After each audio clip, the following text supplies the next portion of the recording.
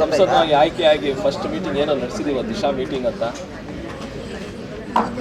ಮೂರು ತಿಂಗಳಾಗಿದೆ ನಾನು ಸಂಸದನಾಗಿ. ಏನು ಒಂದು ವಿಚಾರಗಳು ತಿಳ್ಕೋಬೇಕಾಗಿತ್ತು, ಅದೇ ನಾವು ಆವಾಗಲೇ ಡಿ ಸಿ ಹೇಳಿದ್ದು. ಕೆಲವು ಅಧಿಕಾರಿಗಳು ಬಂದು ಏನು ಒಂದು ನಮಗೆ ಈ ನಮ್ಮ ಡಿಪಾರ್ಟ್ಮೆಂಟ್ಸಲ್ಲಿ ಹಿಂಗೆ ಆಗ್ತಾ ಇದೆ ಅಂತ ಏನು ಅಂತ ಹೇಳಿದ್ಮೇಲೆ, ಅದಾದಮೇಲೆ ನಾವು ಏನು ಒಂದು ಕೇಂದ್ರದಿಂದ ಏನು ಆಗಬೇಕಾಗಿತ್ತು ಒಂದು ಇದು ಕೊಡಿ ಅಂತ ಕೇಳಿದಾಗ, ಕೆಲವು ಒಂದು ಏನು RRR ಇದರಲ್ಲಿ ವಾಟರ್ ಪ್ರಾಜೆಕ್ಟ್ಸ್ ಆದರೂ ಆಗಲಿ, ನಮ್ಮ ಖೇಲೋ ಇಂಡಿಯಾಲಾದರೂ ಆಗಲಿ, ಇಲ್ಲಾಂದರೆ ನಮ್ಮ PMGOS ಆದರೂ ಆಗಲಿ, ನ್ಯಾಷನಲ್ ಹೈವೇಸ್ ಆದರೂ ಆಗಲಿ, ಮತ್ತು ಫುಡ್ ಪ್ರೊಸೆಸಿಂಗ್ ಆದರೂ ಆಗಲಿ, ಇಂಥವರು ಒಂದು ಮಾಹಿತಿ ಕೊಟ್ಟಿದ್ದಾರೆ. ಮಿಕ್ಕಿದ್ದವರು ಏನೂ ಸ್ವಲ್ಪ ಮಾಹಿತಿ ಕೊಟ್ಟಿಲ್ಲ. ಅದೇ ನಾನು ಹೇಳಿದ್ದೆ ಡಿ ಸಿ ಅವ್ರಿಗೆ, ಪ್ರೋಟೋಕಾಲ್ ಕರೆಕ್ಟಾಗಿ ನಡ್ಕೊಳ್ತಾ ಇಲ್ಲ ಅಂತ. ಏನಾದರೂ ಅವರು ಬಂದು ನಮಗೆ ಕೊಡ್ತೀವಿ ಅಂದರೆ ನಾನು ಅದು ಆ ಕೆಲಸ ಮಾಡೋಕ್ಕೆ ಸಿದ್ಧವಾಗಿದ್ದೀನಿ ಅಂತ ಹೇಳೋಕ್ಕೆ ಇಷ್ಟಪಡ್ತೀನಿ. ಯಾಕಂದರೆ ಈ 5 ವರ್ಷ ಏನು ನಾವು ಸಂಸದರಾಗಿ ಇರ್ತೀವೋ, ಏನೋ ಒಂದು ಒಳ್ಳೆ ಕೆಲಸ ಮಾಡಿ ಹೋಗೋಣ ಅಂತ ಈ ಇದರಲ್ಲಿದ್ದೀವಿ. ಅದು ನಾನು ಒಬ್ಬನೇ ಅಲ್ಲ, ನಮ್ಮ ಶಾಸಕರಾದರೂ ಆಗಲಿ, ಆಪೋಸಿಷನ್ ಶಾಸಕರು ಅಂತಲ್ಲ, ಇವರು ಇವತ್ತು ನೋಡಿ ಬಂದು ಇವತ್ತು ನಮ್ಮ ಜೊತೆ ಕೂತ್ಕೊಂಡು ನಮ್ಮ ಏನು ಪ್ರೋಗ್ರೆಸ್ ನಡೀತಾ ಇದೆ ಅಂತ ಅವರು ಒಂದು ಕಾಳಜಿಯಿಂದ ಕೂತ್ಕೊಂಡಿದ್ದಾರೆ. ಕೋಲಾರ ಡೆವಲಪ್ಮೆಂಟ್ಗೆ ಏನಾದರೂ ಆಗಬೇಕಂದ್ರೆ ಈ ಇರೋ ಏನು ಆಫೀಸರ್ಸು ಸ್ವಲ್ಪ ಯೋಚನೆ ಮಾಡಿ ಎಲ್ಲ ರೀತಿಯಲ್ಲಿ ನಮಗೆ ಸಹಕಾರ ಮಾಡಿದ್ರೆ ಎಲ್ಲ ಒಳ್ಳೇದಾಗುತ್ತೆ ಅಂತ ಹೇಳಕ್ಕೆ ಇಷ್ಟಪಡ್ತೀನಿ. ಪ್ರೋಟೋಕಾಲ್ ವಿಚಾರವಾಗಿ ತುಂಬ ಬೇಜಾರಾಗಿದೆ. ಬೇಜಾರಂದರೆ ಇವಾಗ ಎಲ್ಲೋ ಒಂದು ಕಡೆ ಮೀಟಿಂಗ್ ಆದಾಗ ಅಲ್ಲಿ ನಮ್ಮ ಫೋಟೋ ಹಾಕಿ ನಮ್ಮನ್ನು ಕರೆದೇ ಇಲ್ಲದೆ ಅವ್ರ ಪಾಡಿಗೆ ಅವರೇ ಮಾತಾಡ್ತಾ ಇದ್ರೆ ಇನ್ನು ಬೇಜಾರಾಗಲ್ವಾ? ಇನ್ನೊಬ್ಬರು ನಮ್ಮ ಮುನ್ಸಿಪಲ್ ಕಮಿಷನರು ಇದೆಲ್ಲ ಕೇಂದ್ರ ಸರ್ಕಾರದಿಂದ ಬಂದಿದೆ ಅಂತೆಲ್ಲ ಹೇಳ್ಕೊಂಡು ಸ್ಟೇಟ್ಮೆಂಟ್ ಮಾಡ್ತಾರೆ. ಅಲ್ಲಿಂದ ನಮ್ಮ ಕೌನ್ಸಿಲರ್ಗೆ ಫೋನ್ ಮಾಡಿ ಯಾಕಣ್ಣ ನೀನು ಬಂದಿಲ್ಲ ಅಂತ ಕೇಳಿದಾಗ ಬೇಜಾರಾಗುತ್ತಾ ಇಲ್ಲ? ಅದಕ್ಕೆ ಅವ್ರಿಗೆ ಹೇಳಿದ್ದು ಡಿ ಸಿ ಅವ್ರಿಗೆ, ಇಲ್ಲಾಂದರೆ ನಾವೇ ಕಮಿಟಿಯಲ್ಲಿ ಇಟ್ಬೋದು, ಅವ್ರು ಇದು ಮಾಡ್ಬೋದಾಗಿತ್ತು. ಯಾಕೆ ಸುಮ್ಮನೆ ಅವೆಲ್ಲ ಮಾಡೋದು ಅಂತ. Let us not go into that level. ಒಂದು ವಾರ್ನಿಂಗ್ ಕೊಡಿ ಅಂತ ಹೇಳಿದ್ದೀವಿ. ಅದಕ್ಕೆ ವಾರ್ನಿಂಗ್ ಏನು ಮಾಡ್ತಾರೆ ನೆಕ್ಸ್ಟು ಈಗ ಸೆಷನ್ಗೆ ನಿಮ್ಗೆ ಏನಾದ್ರು ಒಂದು ಲಿಸ್ಟ್ ರೆಡಿ ಆಯಿತಾ ಅಂತ? ನೆಕ್ಸ್ಟ್ ಸೆಷನ್ಗೆ ನಿಮ್ದೊಂದು ಪ್ರಪೋಸಲ್ಗೆ ಸೆಂಟ್ರಲ್ ಗೌರ್ಮೆಂಟ್ ಇವಾಗ RRR ಸ್ಕೀಮ್ ಕೊಟ್ಟಿದ್ದಾರೆ. ಇವಾಗ ಅವ್ರು ಹೇಳ್ದಂಗೆ ಶ್ರೀನಿವಾಸಪುರ ರೆಡಿ ಆಗಿದೆ. ಇವರು ಇದು ಅಮೆರಿಕಾಗೆ ಹೋಗಿದ್ರು, ಪ್ರಪೋಸಲ್ಸ್ ಏನು ಕೊಡ್ತಾರೆ ಅದನ್ನು ಸ್ವಲ್ಪ ಇನ್ನು ಫೈನ್ ಟ್ಯೂನ್ ಮಾಡಬೇಕು ಮುಳಬಾಗಿಲ್ದು. ಅದು ಇವ್ರಿಗೆ ಹೇಳ್ಬಿಟ್ಟು ಮಾಡಿ ಅಂತ ಹೇಳಿದ್ವಿ. ಇನ್ನು ಕೋಲಾರದು ಒಂದು ಮಾಡಿಕೊಡಿ ಅಂತ ಹೇಳಿದ್ವಿ. ಈ 3 ಜಿಲ್ಲೆ, ಈ 3 ತಾಲೂಕು ಮಾಡಿಕೊಡಿ ಅಂತ. ಚಿಂತಾಮಣಿ ಮತ್ತು ಸಿದ್ಲಘಟ್ಟನ ಅವ್ರಿಗೂ ಹೇಳಿದ್ದೀವಿ, ಎಕ್ಸಿಕ್ಯೂಟಿವ್ ಇಂಜಿನಿಯರ್ ಅಲ್ಲಿರೋರಿಗೆ ಅದನ್ನು ಮಾಡೋಕ್ಕೆ ಹೇಳಿದ್ವಿ. ಸೊ ಇದ್ರ ವಿಚಾರ RRRದು ಖೇಲೋ ಇಂಡಿಯಾದಲ್ಲಿ ಏನು ಅವರು ನಾವು ಸ್ವಿಮ್ಮಿಂಗ್ ಪೂಲ್ ಮಾಡಬೇಕು ಅಂತ ಏನು ಪ್ರಪೋಸಲ್ ಕಳಿಸಿದ್ರು, ಅಷ್ಟೊತ್ತಿಗೆ ನಮ್ಮ ರಾಜ್ಯ ಸರ್ಕಾರನೇ ಅದನ್ನು ಪ್ರಪೋಸಲ್ ಮಾಡಿ ಅದು ಸ್ಯಾಂಕ್ಷನ್ ಆಗಿದೆ ಅಂತ ಆ್ಯಕ್ಷನ್ ಪ್ಲ್ಯಾನಲ್ಲಿ ಬಂದಿದೆ ಅಂದಿದ್ದಕ್ಕೆ, ಅದಕ್ಕೆ ಏನಾಗಿದೆ ಅಂದರೆ ಇವಾಗ ಒಂದು 10 ಎಕರೆ ಕೊಡಿ ಅಂತ ಇವ್ರಿಗೊಂದು ಲೆಟ್ರ್ ಕೊಡ್ತಿದ್ದೀವಿ. ಯಾರು ನಮ್ಮ ಜಿಲ್ಲಾಧಿಕಾರಿಗಳಿಗೆ. ಆ ಜಿಲ್ಲಾಧಿಕಾರಿಗಳು ಕೊಟ್ಟರೆ ಒಂದು ಸ್ಟೇಡಿಯಂ ವಿತ್ ಫೆಸಿಲಿಟೀಸ್, ಏನು ನಮ್ಮ hostel facilities for boys and girls, sports ಏರಿಯಾದಲ್ಲಿ ಅದನ್ನು ಒಂದು ರೆಡಿ ಮಾಡೋಕ್ಕೆ ಅದನ್ನು ಮಾತಾಡಿದ್ದೀವಿ. ಇದ್ರ ಜೊತೆ ಫುಡ್ ಪ್ರೊಸೆಸಿಂಗ್ ಯೂನಿಟ್ ಅಂತ ಏನು ಮಾಡಬೇಕು ಅಂದ್ಕೊಂಡಿದ್ದೀರೋ ಅದು ಟೆಕ್ನಿಕಲಾಗಿ ಏನೇನೋ ಹೇಳ್ತಾರೆ. ಟೊಮೆಟೊ ನಮಗೆ ಇರೋದು ಪಲ್ಪ್ ಇಲ್ಲ, ಅದಕ್ಕೆ ಅದನ್ನು ಯೂಸ್ ಮಾಡೋಕ್ಕಾಗಲ್ಲ ಅಂತ. ಅದನ್ನು ಸ್ವಲ್ಪ ಯೋಚನೆ ಮಾಡಿ ಅಂತ ನಮ್ಮ ಹಾರ್ಟಿಕಲ್ಚರ್ ಇವರು ಕುಮಾರಸ್ವಾಮಿ ಅವ್ರಿಗೆ ಹೇಳಿದ್ದೀವಿ. ಶಾಸಕರ ಜೊತೆ ಕೂತ್ಕೊಂಡು ಮಾತಾಡಿ ಅಂತ ಕೂಡ ಹೇಳಿದ್ದೀವಿ. ಯಾಕಂದರೆ ಒಟ್ಟಪಲ್ಲಿ ಕ್ರಾಸ್ ಏನು ಕಡಿಮೆ ಅಲ್ಲ ಆ ಮಾರ್ಕೆಟ್ ನಡೆಯೋದಲ್ಲಿ.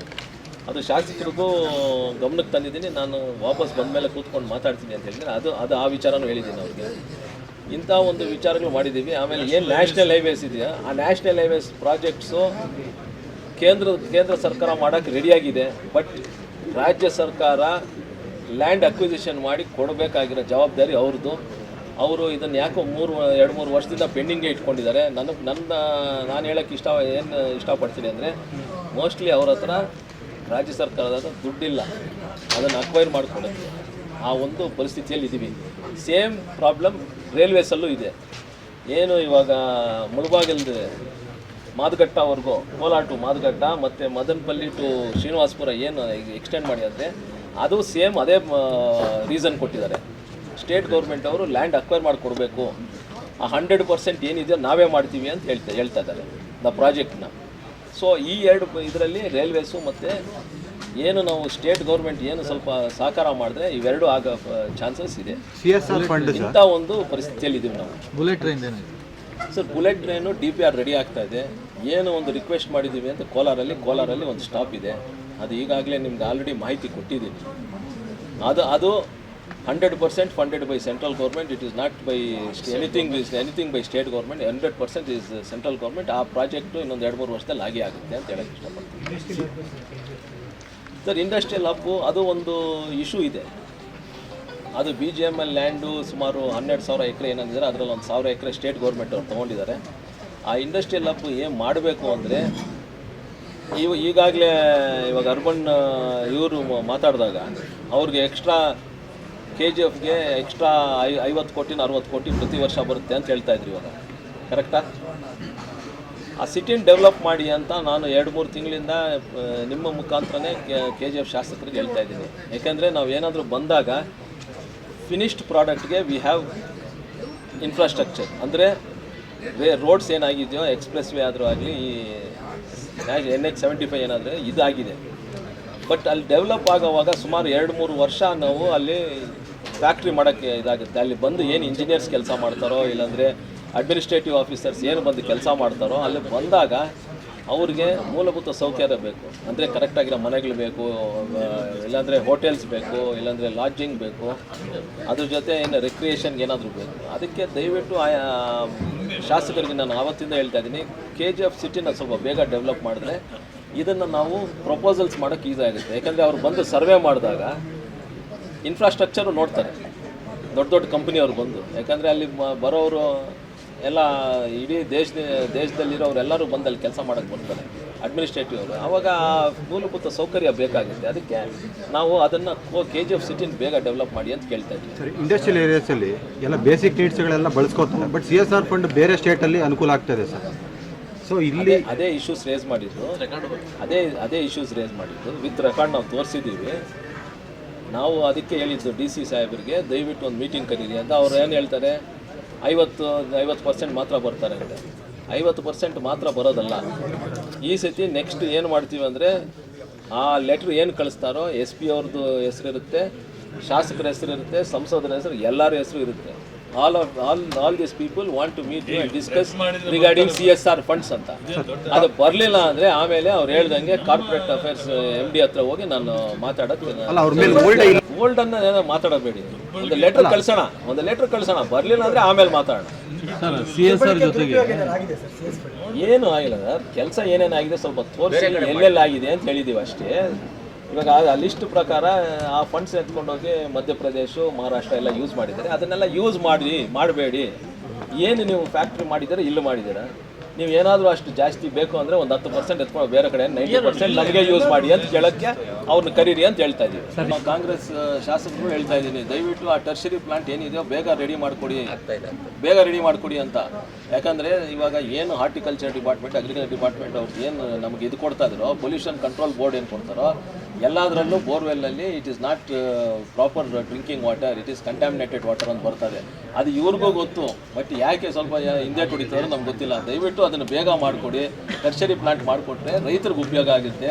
ಏನೊಂದು ರೈತರು ನಮ್ಮ ಮೇಲೆ ನಂಬಿಕೆ ಇಟ್ಕೊಂಡಿದ್ರೆ ಅದು ಉಳಿಸೋಕೆ ನಮಗೆ ವಿಶ್ವಾಸ ಆಗುತ್ತೆ. ಸರ್, ಈಗ ಕುಮಾರಸ್ವಾಮಿ ಅವರು ಅದು ವಿರುದ್ಧವಾಗಿದ್ದಾರೆ ಸರ್. KCVಯಲ್ಲಿ ವಿರುದ್ಧವಾಗಿದ್ದಾರೆ ಕುಮಾರಸ್ವಾಮಿ ಅವರು. ತಾವು ಸಾಫ್ಟ್ ಕಾರ್ನರ್ ಟರ್ಷರಿ ಪ್ಲಾಂಟ್ ಹಾಕಿ ಅಂತ ನಾವು ಹೇಳ್ತಾ ಇದ್ದೀವಿ. ಕುಮಾರಸ್ವಾಮಿ ಅವರು ಅದೇ ಹೇಳ್ತಾ ಇದ್ದಾರೆ. ರೈತರು ಹಾಳು ಮಾಡಿಬಿಟ್ಟಿದ್ದಾರೆ ಅಂತ ಹೇಳಿದ್ದಾರೆ ಆಲ್ರೆಡಿ ಅವರು. ಪ್ರಾಬ್ಲಮ್ ಆಗಿದೆ, ನಾನು ಹೇಳ್ತಾ ಇದ್ದೀನಲ್ಲ. ಇವಾಗ ನಾನು ಇಲ್ಲಿ ಕೂತ್ಕೊಂಡು ಮಾತಾಡಿದಾಗೂ ಅದೇ ಎಲ್ಲ ಹೇಳಿದ್ದೀನಿ. ಇವಾಗ ಇದು ಆಗ್ತಾ ಇಲ್ಲ, ಬೆಳೆಗಳು ಬರ್ತಾ ಇಲ್ಲ, ಏನು ಟೊಮೆಟೊ ಬೆಳೀತಾ ಇದೆ. ಇವಾಗ ಏನು ಬಾರ್ಡರ್ ಇದೆಯೋ ಮುಳಬಾಗಲಲ್ಲಿ, ಏನು ಮುಳಬಾಗಲ್ ಏರಿಯಲ್ಲಿ ಎಲ್ಲಿ KCVಯಲ್ಲಿ ನೀರು ಹೋಗಿಲ್ವೋ, ಎಲ್ಲಿ ರಾಯಲ್ಪಾಡು, ಗೌನ್ಪಲ್ಲಿ ಇದೆಯೋ ಆ ಕಡೆಯಿಂದನೇ ಒಳ್ಳೆ ಟೊಮೆಟೊ ಬರ್ತಾ ಇರೋದು ಅಂತ ಹೇಳ್ತಾ ಇದ್ದೀವಿ. ಆ ಪ್ರಾಬ್ಲಮ್ ಇದೆ ಅಂತ ಹೇಳ್ತಾ ಇದ್ದೀವಿ. ಏನು ಸರ್ ಅದು ಕರೆಕ್ಟಾ ಸರ್? ಅಲ್ಲ ಸರ್, ಸೈಂಟಿಸ್ಟ್ ಅವರು ಹೇಳ್ತಾರೆ ಈಗ ಸಮಸ್ಯೆ ಇಲ್ಲ ಅಂತ ಹೇಳ್ತಿದ್ದಾರೆ ಸರ್. ಪೊಲ್ಯೂಷನ್ ಕಂಟ್ರೋಲ್ ಬೋರ್ಡ್ ಅವ್ರನ್ನೇ ಬೇಕಾದರೆ ನಾನು ನಾಳೆನೇ ಅವ್ರನ್ನ ತಗೊಂಬಂದು ಚೆಕ್ ಮಾಡಿಸ್ತೀನಿ. ಒಂದು ಕಡೆ ಅಲ್ಲ, ಸುಮಾರು ಒಂದು 50 ಕಡೆ ಮಾಡಿಸ್ತೀನಿ. ಎಲ್ಲಿ KCVಯಲ್ಲಿ ನೀರಿಲ್ವೋ ಅಲ್ಲೂ ಮಾಡಿಸ್ತೀನಿ, ಎಲ್ಲಿ ಇದೆಯೋ ಅಲ್ಲೂ ಮಾಡಿಸ್ತೀನಿ. ಅದ್ರ ಇದು ನೋಡಿಕೊಂಡೇ ಬೇಕಾದ್ರೆ ಮಾಡ್ತೀನಿ. ನೆಕ್ಸ್ಟ್ KCVಯಲ್ಲಿ ಇದು ಮೀಟಿಂಗ್ ಕರೀತಾರೆ, ಆ ರಿಪೋರ್ಟ್ಸ್ ಎತ್ಕೊಂಡೋಗಿ ತೋರಿಸ್ತೀನಿ. ಅದು ಕೇಳಿದೆ ಇವಾಗ ತಾನೆ. ಅದು ದೇರ್ ಇಸ್ ನೋ ಅಫಿಷಿಯಲ್ ಏನು ಇದು ಮಾಡಿಲ್ಲ, ಏನು ನಮಗೇನು ಕೊಟ್ಟಿಲ್ಲ, ಮಾಹಿತಿ ಏನು ಕೊಟ್ಟಿಲ್ಲ. ಅದು ಏನು ಆವತ್ತು ಫಸ್ಟ್ ದಿನ ಏನು ಬಂದರು ಆವತ್ತೇ ನಾನು BGML ಅವ್ರನ್ನ ಕೇಳಿದೆ. BGML ಅವರು ನಮಗೇನು ಮಾಹಿತಿ ಇಲ್ಲ ಅಂದರು. ತಹಶೀಲ್ದಾರ್ ನಾನು ಕೇಳಿದೆ, ತಹಶೀಲ್ದಾರ್ ಏನೂ ಇಲ್ಲ ಅಂದರು. ಅದಾದಮೇಲೆ DC ಸಾಹೇಬ್ರೆ ಒಂದು ಸ್ಟೇಟ್ಮೆಂಟ್ ಕೊಟ್ಟರು, ಇದ್ರ ಬಗ್ಗೆ ಏನಿಲ್ಲ, ಜಮೀನು ಎಲ್ಲಿದೆ ಅಂತ ಕೇಳಿದ್ದಾರೆ, ಜಮೀನು ತೋರಿಸಿದ್ದೀವಿ ಅಷ್ಟೇ ಹೊರತು ಅದ್ರ ಬಿಟ್ಟು ಬೇರೆ ಏನಿಲ್ಲ, ಅದ್ರ ಬಗ್ಗೆ ಏನು ಇದಿಲ್ಲ ಸರ್ ಅಂತ ಹೇಳಿದ್ದಾರೆ.